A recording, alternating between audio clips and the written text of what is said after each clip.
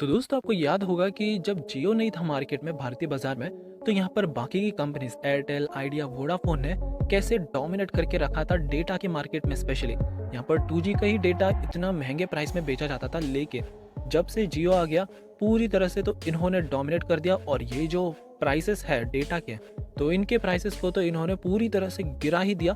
In fact 2G की जगह ये लोग तो 4G ऑफर करने लग गए और भारत काफ़ी ट्रेमेंडसली एक उछाल हमें देखने मिला डेटा यूसेज के मामले में।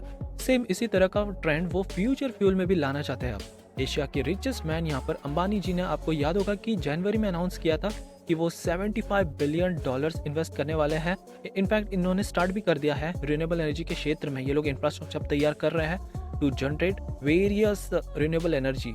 सोलर प्लांट को लेकर यहाँ पर काम शुरू हो चुका है एंड नाउ इलेक्ट्रोलाइजर पर अब ये जल्द ही काम करने वाले हैं। और this is going to be the biggest next generation future fuel proposition. वैसे इनका ये जो कदम है बहुत ही ज़्यादा स्ट्रैटेजिक है। यहाँ पर एनालिस्ट की माने तो रिलायंस ने तो ये जो कदम लिया है हाइड्रोजन का, इससे तो ये लोग ने पूरा बाईपास ही कर दिया है इंडिया का जितना भी होलसेल इलेक्ट्रिसिटी मार्केट था।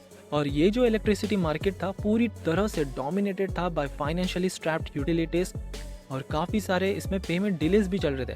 बट इन पूरे सारी समस्याओं को तो इन्होंने पूरी तरह से एक छलांग ही मार दी है। इनफैक्ट रिलायंस की अगर हम स्ट्रैटेजी देखें तो वो लोग तो पूरा एक वैल्यू चेन ही, एंटायर वैल्यू चेन कॉन्कर करना चाहते हैं in terms of green hydrogen economy. और ये मैं नहीं कह रहा, ये खुद गगन सिंधु जी जो कि सेंटर फॉर एनर्जी फाइनेंस के डायरेक्टर है, उन्होंने कहा है। वैसे अभी तक तो ऑफिशियली एक प्रॉपर डेटा तो नहीं दिया गया है कि रिलायंस यहाँ पर कितना ज़्यादा स्पेंडिंग करने वाले हैं ऑन हाइड्रोजन, लेकिन $75 बिलियन का ये जो क्लीन एनर्जी का इन्वेस्टमेंट है अभी तक का भारत में सबसे बड़ा इन्वेस्टमेंट है। इनफैक्ट बाकी कंपनी से कंपेयर कर लें, जैसे अडानी एंटरप्राइज लिमिटेड, फिर state owned power company in fact NTPC limited, Indian oil corporation, इन लोग ने भी प्लान किया है ग्रीन हाइड्रोजन को लेकर, लेकिन इतने ज़्यादा इनके मैसिव इन्वेस्टमेंट नहीं होंगे। और हाल ही में मैंने आपको मेरे पिछले वीडियो में बताया था कि L&T भी यहाँ पर नॉर्वेजियन टेक्नोलॉजी कंपनी के साथ मिल चुकी है और यहाँ पर नॉर्वे की जो बेहद ही एडवांस टेक्नोलॉजी है इलेक्ट्रोलाइजर को लेकर, इस पर ये भारत में अब काम करने वाले हैं। अब सबसे इम्पोर्टेंट बात आ जाती है कॉस्ट को लेकर ही, क्योंकि यहाँ पर अगर कॉस्ट हम ज़्यादा से ज़्यादा कम करने में सफल हो पाए तो उस कंपनी का ही पूरा डोमिनेशन होगा इस पूरे सेक्टर में। स्पेसिफिकली L&T और नॉर्वे कंपनी की बात करें, इनका ऐसा प्लान था कि हाइड्रोजन पर केजी कॉस्ट को वो ऑलमोस्ट लाइक $1.5-1.6 तक ले आएंगे।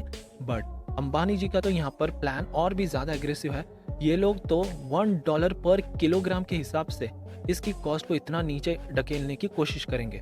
इनफैक्ट पिछले पास्ट रिकॉर्ड को भी अगर हम देखें तो रिलायंस ने जो कहा है वो डेफिनेटली करके भी दिखाया है। इनफैक्ट इनके तो गोल्स भी है 2035 तक इन्हें पूरी तरह से नेट जीरो वाली कंपनी बनकर दिखाना है और 100 गीगावाट्स ऑफ रिन्यूएबल एनर्जी एक दशक के भीतर इनको पूरा सेटअप करना है।